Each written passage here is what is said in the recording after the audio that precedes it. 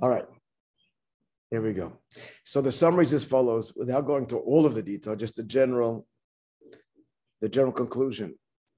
And that is, we were addressing the basic question, what actually happened in the miracle of the oil? Now, the two classic answers, that there was an increase in quantity, either in the jug or in the cups of the menorah itself, or an increase in quality, namely that the oil burned 8 times slower than ordinary oil. So when they came the next morning, expecting to find the oil had been burnt out, it only went down an eighth. So they extinguished it then. And they were able to relight it that night. And so it continued till the last night, where an eighth of the ordinary amount of oil required to burn through the night burnt, in fact, through the whole night. So these are the classic answers, which explains also another problem. Why do we celebrate Chanukah on 8 days when it's only a 7-day miracle? There was enough oil for 1 day. Both of these theories solve that problem as well, because especially if we say they poured the oil with a jug and then boom, the jug is full. So the miracle was the first day, immediately. Certainly, according to the theory that it burned down 8 times slower, that was evident the first night. If you looked carefully at the oil, the astute observer would see that this is burning unusually slower. So that would explain why the sages enacted 8 days to commemorate the miracle, even though there wasn't enough oil for 1 day, because the miracle was evident on the first. There are other answers as well. The fact that they found the oil, that's day 1, and the rest is for the miracle of the oil. Others suggest with respect to this particular question, that one of the things that the Greeks had forbade was circumcision, was the bris. So therefore, even though because of the oil, it would have been a 7-day miracle, they added the day to also incorporate the fact that they could now, having been rid of the Greek occupying forces, they were now free to observe the mitzvah of bris, and many other answers as well. But at any rate, that's all very nice, but we have 2 problems, or rather, each one of these suggestions of these theories, we have a problem. The problem with the oil appearing miraculously is that it's not olive oil. It's heavenly oil. Now, true, you might want to say the Torah doesn't actually mean it has to be olive oil, even though it does say that. It means it has to have the properties of olive oil. So this oil that came from heaven, that behaves and looks and smells and touches and has the same, all of the properties as olive oil will do. But that is a rather forced answer, because the Torah says oil from an olive. And the second day, it was not oil from an olive, it was oil that came from heaven. So that's the problem with the theory that oil miraculously appeared. In other words, the miracle was in the quality, in the quantity. Sorry. New oil appeared out of nowhere. The problem with as you recall, the problem with the theory that no, the original olive oil remains, so that resolves that problem, and it burned 8 days, 8 times slower than ordinary oil. The problem is, it would mean, therefore, that the second night the cups were not full. And the law is that they used to put into the menorah every night a full measure, a standard measure, to burn the longest nights in the month of Teves. So even in the summer. That meant, by the way, that in the summer, when the lights were shorter, they would extinguish. They'd find them still burning, and they'd extinguish them and relight them. In the long winter lights, the longest night of the year, would completely burn out. That's just an aside, just to give you more detail. But again, the problem here is that according to the solution, that there was a miracle in the quality of the oil, so that means that the cups weren't full. And so, it's difficult to understand why a miracle happens, yet it compromises the law. So therefore, the Rebbe suggests a third suggestion. The third novel suggestion is that, which resolves both problems, namely the original olive oil remained throughout, and yet it did not diminish, and it kept on producing the fire continuously. So what it meant is, friends, that they would extinguish it and relight it each night, or extinguish it in the morning. There's 2 views as to according to the Rambam, actually the menorah is lit twice a day, in the morning and in the evening. That's another discussion. But at any rate, according to this, what the Rebbe is suggesting is that they would manually extinguish it and manually light it again, fulfilling the mitzvah of lighting the menorah each night and doing so with olive oil and the original olive oil. And it was miraculous because what happened, the fuel produces the flame, but the fuel does not become consumed. And the parallels for that are the burning bush, the snare that Moishe Rabbeinu saw that was on fire, and yet the bush, the wood wasn't becoming consumed. The other parallel, more germane, in the Beis HaMikdash itself, which actually didn't exist then because it was only throughout the first Beis HaMikdash and the Mishkan. The miracle we're about to describe now did not happen because there was no ark in the second temple, but it did happen for more than 900 years or 800 years, close to 900. That the ark, the ark took up no space in the Holy of Holies, meaning to say that the ark was 2.5 cubits wide. The Holy of Holies was 20 cubits wide. So if you had 3 pairs of laborers going in, three sets of people going in and measuring. So one group is measuring from the extreme right of the ark to the wall, 10. The other one measures from the extreme arc of the left side of the Aron, 10 cubits. And then the middle group, or one person is measuring the Aron itself, it's 2.5. So you add up 10, and 10 is 20, and 2.5 is what? It's 22.5. And yet now a fourth group that measures from one end of the arc of the wall to the other, it's 20. You can't even visualize this. It's there, it takes up no space. All those numbers are accurate. It's square. It's square. It's not square angles. It's right angles at each corner. It's perfect. It's 20 by 20. That's the width of the Kodesh HaKodashim, the Holy of Holies, and yet the ark took up no space.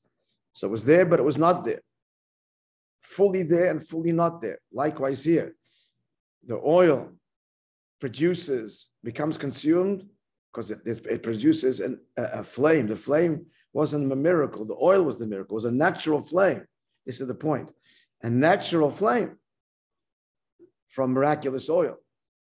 So it means that the flame is produced by the oil, but the oil doesn't get consumed. It's exactly the parallel to space and not space simultaneously. Now the Rebbe is going to explain, which we're up to right now, how this explanation, the spiritual parallel of this explanation, and how the theory being presented now actually fits with what happened on Chanukah. And that, as we already learned as follows. In terms of the manifestation of the miracle, let's now observe, this is still part of our summary, let's now observe, I must finish it today, where the observer would see the actual miracle itself. So let's walk it through. Scenario theory number 1, where the oil miraculously appears in the jug or in the menorah. So if you were there when all of a sudden, boom, the oil appears, you saw the miracle. If a person came a second later, they would not know there's any miracle, because thereafter, the oil is burning absolutely in conformity with the laws of nature. Point being, the miracle is manifested for 1 instant and no more. 1 instant every day. Every day. For a second, when the oil appeared. V'zehu, over. And now, going forward, it's within the laws of nature. You would have to be told that this is nothing natural at all. This is a huge miracle because this oil appeared from the hands of heaven. But you don't see that unless you were there. You'd have to be told. You can't observe it. Again, if you came a second later and you see the oil burning, there's no evidence of any miracle. According to the second view, on the one hand, namely, the oil burns 8 times longer than usual.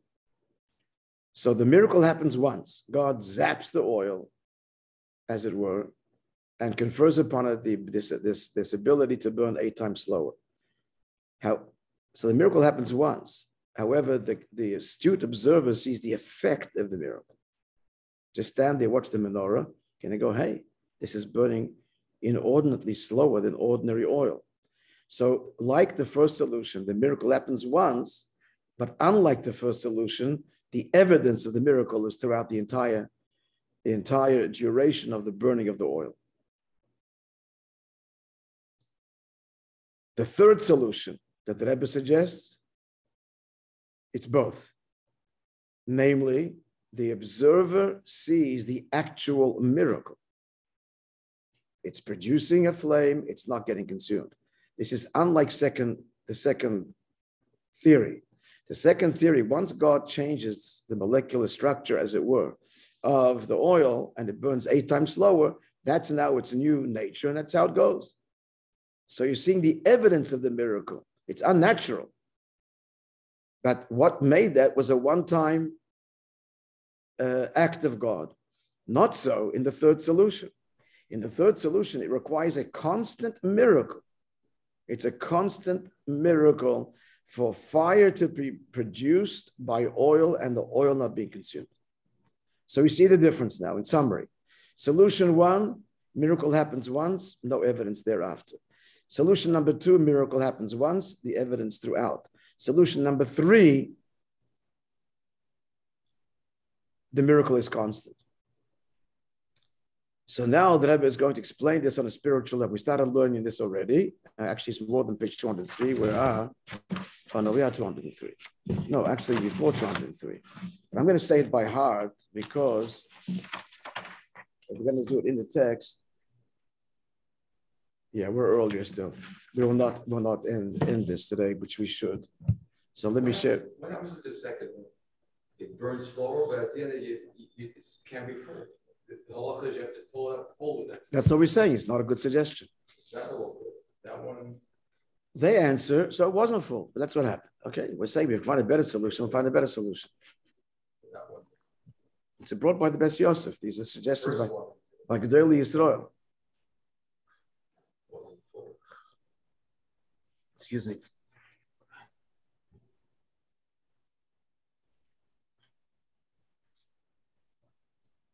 So now on a spiritual level,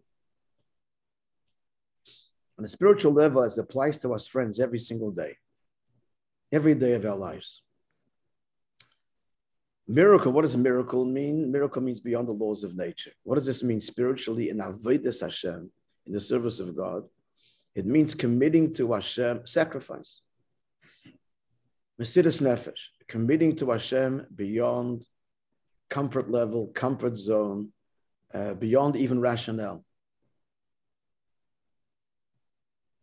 beyond the limits of reason. And that's the foundation of any relationship. It's not any relationship that's based on a calculation. What I gain from you, then it's no true connection. A true connection is a complete and utter devotion to you, even when I don't understand and I gain nothing. Not only do I gain nothing, David raised his hand, yes. Dave, you got a question? Is that by? No, I don't have a question. What's that? I do not have a question. All right, because you must have pressed something. It says there's a hand raised on your. Yeah, sorry, just leave it. I don't even know how to get rid of it. Okay, so you're waving. All right. Regards from sunny Florida. So the foundation of any relationship, and certainly with Hashem, is absolute and total commitment, even if it appears that being devoted to you is to my detriment. My detriment, I'd lose financially, time, health, whatever it is. But if this is what you need, it is my privilege to serve. That's service. Now that's what davening should be. What's davening? Davening, friends, the climax of davening is the Shema and the Shemona Esrei, and it's complete devotion to love God b'chol levavcha, b'chol nafshecha. B'chol nafshecha means with all your soul, even if they take your life. B'chol meitcha is even greater than that, because it's one thing to die for God, but to live with sacrifice is even greater. That's b'chol meitcha. So there's 3 kinds of davening, friends. There's 3 levels of davening. represented by the three theories here as to what happened in the story of Chanukah. Again, the miracle, which means the beyond the laws of nature, that is the core essence of what davening is, to commit beyond my nature. That's ness, that's miracle on a personal level in the service of God. We're clear with that? Yeah? Yeah? Yes, you okay? Yeah. You all right? You're tired?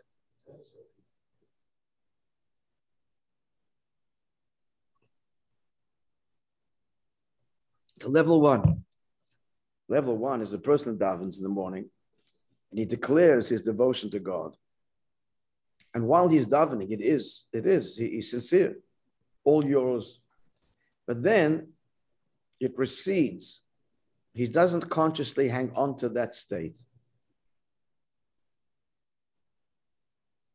But subconsciously, that commitment, that inspiration, that connection that he forged, that she forged, each morning guides the decisions made during the day.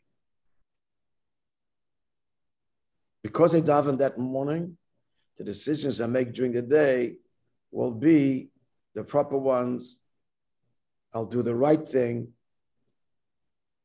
I won't if I daven properly, I won't succumb to temptation, which is in violation of Hashem's will. I'll be observant of Torah and mitzvahs, even though I'm not in that inspirational state. I'm not even thinking about it. I'm in the course of the day. It's business, whatever it is I'm doing, running a household, whatever I'm doing, which is more important than running a business. Decisions that have to be taken every moment. We're making decisions all the time, friends.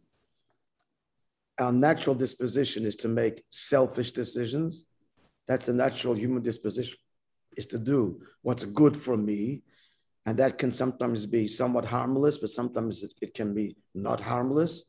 So if somebody every day affirms, Shema Yisrael, Hashem Elokeinu, Hashem Echad, then that affirmation on a subconscious, not conscious level, will create a context. In the course of the day, it softens my ego. It'll soften my ego such that the decisions I will make, even temptation, and even though I would naturally be disposed to not doing or yes doing, I'll do the right thing. And because every morning I stoke that commitment, I express it. That's parallel to the first suggestion. The miracle happens once, but you don't see the miracle afterwards. But the fact is, there is the rest of the day. The oil is only burning because the oil appeared miraculously, but there's no evidence of the miracle. So you look at this person, you don't see a person of sacrifice. You see a good person who's doing the right thing. Doing the right thing. But why is he doing the right thing? Because each morning, his davening, his faith is expressed manifestly and powerfully, and it's the foundation of which the rest of the day is built. That's level one of davening. So let's be clear about this level. This is a person who, looking at the course of the day, we don't see anything that is super sacrifice or any kind of sacrifice. What are we seeing is proper conduct. Again, that's exactly the parallel of the first scenario. The oil to the observer is natural oil. It's mitzvah oil. The Chanukah menorah is being lit. You've got to be told this wouldn't happen if there wasn't a miracle. And the same is true in level number one. For a human being, for a Jew, to be moral and ethical, not talking great sacrifice, but moral and ethical, and do the right thing, there has to be at the foundation a conscious declaration and a commitment each day, at least, each morning, in the recitation of the Shema, in a sincere davening. I'm yours, you're the only reality, I'm here to serve, and the rest of the day, he, God willing, will do so and serve observance of Torah and mitzvahs. Beautiful. Scenario number two.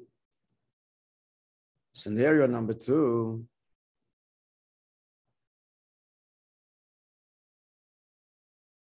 is a higher level. The davening in the morning was so powerful that there's a conscious inspiration throughout the day. It's not a subconscious foundation, like the first scenario, like the first miracle suggestion, the first theory of the oil. What was the second theory of the oil? The miracle happens once. The oil is zapped, exactly. The oil is zapped. It's going to burn down 8 times slower. But it's a one-time miracle, but you can see the evidence of the miracle. Look at the oil, Gewalt. It's going 8 times slower. So this is a davening where his davening in the morning is so powerful that it affects his behavior during the day, which means such a person is going to go beyond the letter of the law. He's not just going to do Torah and mitzvahs, but when he's faced with a situation where he could justify his behavior, even halachically, no, he's going to sacrifice. He's going to summon forth that extra measure. It goes beyond the letter of the law. Let's put it this way, a simple example. The first guy gives tzedakah, 10%, not more, not less. And halavai, everybody did that. The second one, he's confronted with a story, somebody is needy or institution, and he says to himself, I'm giving 10%, and I, discharge my obligation. I don't have to give, or I'll only give up to his 10%. But then he thinks, Gewalt, and he remembers how he davened this morning, Shema Yisrael. He goes beyond, and he gives beyond the 20%, whatever it is. But he has to think about it. It's he thinks, wait a minute, he remembers how he davened, remember what he said this morning. We can use an example of a Fabrengen, which is what a Fabrengen is davening. A Fabrengen is a time of, so there's a Fabrengen, that good Fabrengen Shabbos, you forgot about it, but because you had a good Fabrengen Shabbos, it really affects the way you behave during the week without even knowing that you'll do the right thing. But then it's such a powerful Fabrengen that you're thinking about it all the time. You're thinking about what you heard, you're thinking about how you felt, you're thinking about what you saw. And that's therefore going to push the person to go beyond just the mandate of the law. That extra, there's an element of sacrifice here.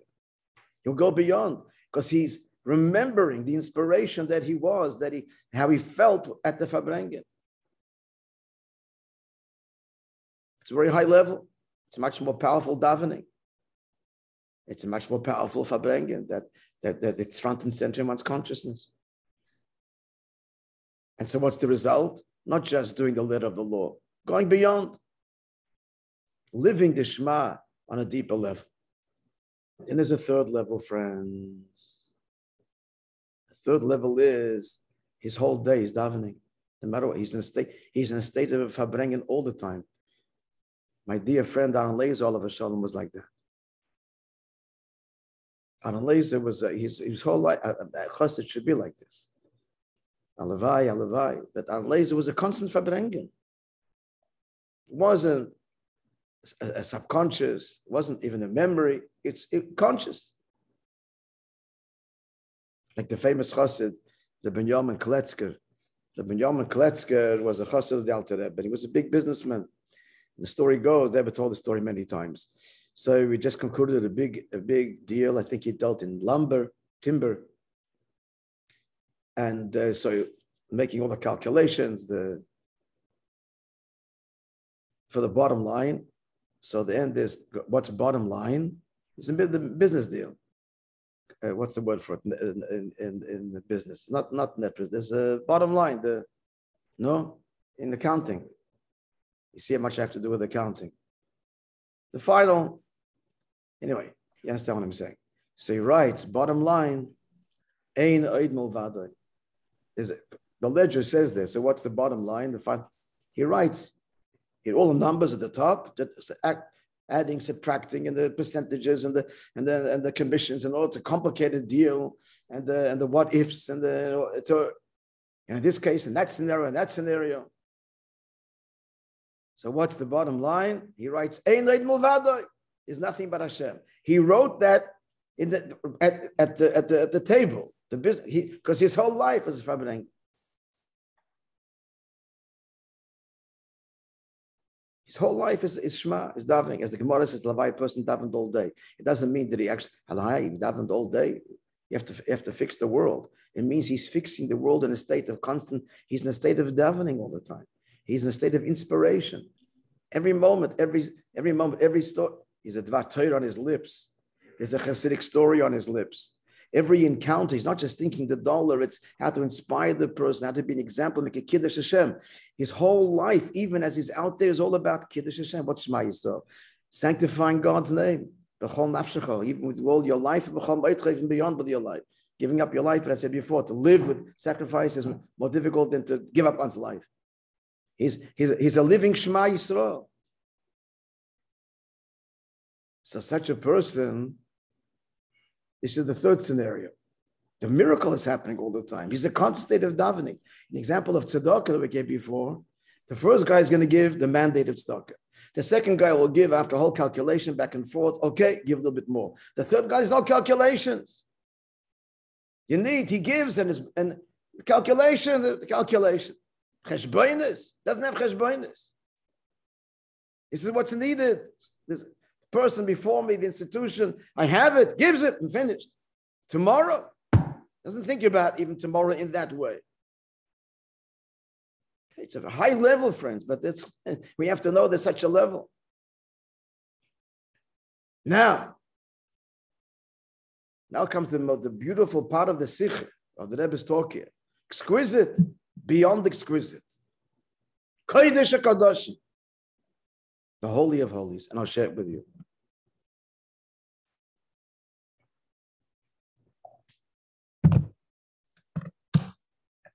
So what did we describe now? We describe now 3 states. They're all virtuous. They're all observant, fine Jews.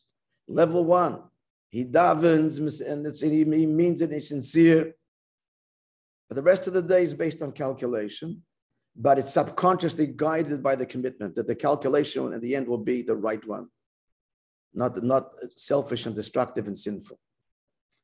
So the Rebbe is like this: when is such an avodah appropriate? In a world where godliness is revealed, time of the Beis Hamikdash, when godliness is revealed and our enemies are subdued, and the inspiration is at every turn, you can run to the Beis Hamikdash and be inspired, and there's no struggle for livelihood. You keep the mitzvahs Hashem promises, you're rewarded. The nations of the world are living in they're not a threat. We're living under the time of King Solomon. It was the best time in our history till Mashiach comes. Economic prosperity, spiritual prosperity, education was an all-time high. So then you don't need self-sacrifice front and center. There's no threat.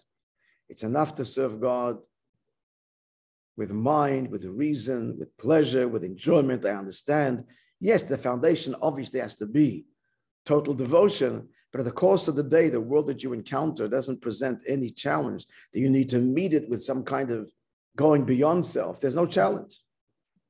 So we are free to observe Yiddishkeit, unimpeded and unchallenged. That's the first model. That's when it's okay. The second model, that's not enough. The second model describes a situation where we were living in a world, godliness is not revealed. But on the other hand, it's not a world that opposes God. It's like the idyllic shtetl. The shtetl. God revealed, no. But in the shtetl itself, it was a Yiddish shtetl, and the temptations were not there, and wasn't holy, but it wasn't unholy either. And this also parallels phases in our lives, which we'll get to if we have time, in our personal lives. So this is like, the boy in yeshiva. That's almost like the first level, depending, but the first level could be like, being in yeshiva could be like being in the Beis Hamikdash. It depends where he's at. But it could be, he's not that inspired, but seeing godliness everywhere, but he's still not in an environment that tempts it. They took away his phones, or they limited it, or he's limiting it, not voluntarily. He's learning and he's davening. So, but there's still tests. Sleep in a little bit, not concentrate, not learn. So you got to push yourself. You got to push yourself. He makes the cheshbon, why am I here? And looks around. He goes that extra mile. So when you have to go that extra mile, it's in an environment which is nice, not opposing, but not overtly godly, like time of the Beis Hamikdash by Shlomo Melech. So that's the second scenario, friends. The miracle happens once. The davening happens. The farbrengen is once. But you got to hang on to it consciously, front and center, because you're going to face challenges in the course of the day. Don't come up to Seder. I'm giving innocent examples. Sleep in. Example of the businessman. Using the example of tzedakah. Very simple. First scenario. In a world where everybody is doing well, you don't have to go over and above. There's no huge need. You give your tzedakah, the kohen, the levi, you give your tithes, everything is happy, fine in the world. There is no great poverty in Shlomo Melech's time. In the second scenario, there is. It's a natural. So there's naturally going to be poor people struggling, not opposing. There's not a world that opposes God, but the world that has tests and challenges. So now comes the question: you're going to give that little extra or not? He remembers the way he davens. He remembers the farbrengen. He gives extra. Goes beyond the 10%. So that's the second scenario. Well, the example he gave of the boy in yeshiva, or living in the shtetl, as opposed to King Solomon's time. But then there is a time where you're out there in the world is testing and opposing and temptation at every moment. Like in communist Russia, like at the time of the Greeks, anytime the Jews were openly challenged, there was an occupying force. We were living in a country where every moment to be a Yid required sacrifice. So then it's not enough to have the sacrifice as subconscious foundation. Not enough even to have it as a memory. You've got to be in a constant state of sacrifice. You can't keep any. Every second you're facing arrest. You're facing tests. The government determined to destroy Yiddishkeit. That was the story of Chanukah. Like communist Russia. So then to survive Yiddishkeit, you've got to be in a constant state of inspiration, of Mesiras Nefesh, which the Jews were. That's the whole story of Chanukah. That's the Maccabees. What did they do? The Hashmonaim. They threw themselves in a battle that had no logic, vastly outnumbered. They're not trained. The Greek army was highly trained and outnumbered thousands to one. War elephants and battery rams. And what did they have? Nothing. A bow and arrow, and a sword, and a slingshot. They threw all cheshbonis to the wind. They said, we have to, because the soul of Yiddishkeit is under attack, and they threw themselves into battle, and the great miracle happened. That's beyond all cheshbon, all calculation. So therefore, what we're concluding is, Hashem responds in kind. Hashem responds to the way Jews behaved. Since the Yidden in the story of Chanukah are at level number 3, constant self-sacrifice, Hashem responds with a miracle that is constant. So that's why the third suggestion that we're concluding is not only does it satisfy the halachic problems we had with suggestion 1 and 2, it fits spiritually with the state of which the Yidden were then. And the question is, what about today? What kind of world we're living in today? So friends, I would say it's all three. I would say it's all three, all at once. On the one hand, there's elements of life today where you see the miracles openly, starting with Israel that happened 67, 73, the Yom Kippur War, the Persian Gulf War, so many other areas. Governments today that used to oppress Jews are now supporting Jewish life. Grants for schools and yeshivas and Chabad houses. It's miraculous on the one hand. So there's that element. The other element is, we don't have the Beis Hamikdash. It's a natural world that's not opposing, but not godly. And then there's elements that the world actually opposes. The temptation is right here on your phone that every child has. The Yitzhar is right there front and center. And anti-Semitism, all the crazy stuff that's going on. And the anti-Israel resolutions just bombarding coming from the UN. That represents the world, the insanity of it all. You all know, don't repeat the stats. It's not just the UN, it's the media. I don't know if you know, by the way, there's a wonderful, you should get onto this if you have time, maybe you shouldn't. It's aside from UN Watch, that's run by Hillel Neuer, who has done fantastic work. Montreal boy, Shemesh Shabbos boy. There's also another a local Canadian organization called not Fair Reporting, but Honest Reporting Canada, and it's a watchdog. And it's incredible to see how the mainstream Canadian media, CBC and the big newspapers, slanted reporting against Israel constantly. So in that sense, there's outright opposition. So it's a very confusing time because before Mashiach, it's all three. There's miracles, it's nice and natural, and nice. It's natural, it's just not here nor there, it's neutral. Miraculous, it's neutral, it's opposing. So we need all three. We've got to be in all three levels of davening, which means if you have the third level, you incorporate all three. But there's elements of all three today. So we're actually justifying the other suggestions, spiritually speaking, as they apply now. But the story of Chanukah, clearly it was the third one only. There was outright opposition, a war against the soul of Yiddishkeit. Yidden were on constant sacrifice. What kind of miracle would Hashem respond? A constant, conscious miracle. Scenario number 3. All right, friends? So we concluded with our applies today, because today it's all three, which means to say we have to all strive to be in a constant state of fabrengen, a constant state of davening. What does that mean? It means that every moment, consciously front and center, I've got to be thinking, Kiddush Hashem, whether I'm on vacation, whether I'm in business, whatever I'm doing, I'm a servant of Hashem, and the reason I'm here is to reveal godliness in the world. And means going beyond my comfort zone and pushing myself and behaving in a way that even though I could justify it, I don't have to on vacation, but still, there's tznius and there's kashrus and there's all the shiurim and there's minyanim, whatever it is. There's our encounter with people. How do you talk? When they walk away with a stranger, you're standing online, queuing up for an amusement. You're going to Parajungle. Dave, I don't know if you're still there with us. You are. So, Kiddush Hashem, it's a kippah, we're well behaved. We don't push in the line, not the typical. They see we make a bracha before we drink. We see the way our children behave. They see the respect.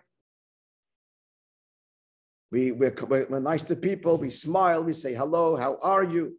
Wherever we go, we're front and center conscious that we are ambassadors of the Eibishter to bring Mashiach, godliness to the world. And this happens in the smallest gestures, the smallest things that we do. Of course, the grand things, we're going to build institutions, give a lot of tzedakah, and make public lighting the menorah. These are big moments, but it's also the small moments.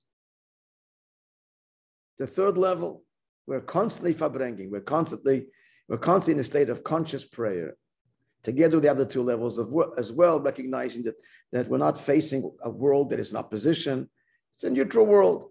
And in some levels, it's a world actually that welcomes this and supports this, and you can see the miracles. It's all happening at once on the eve of redemption. May Hashem help that we merit Mashiach's coming without delay.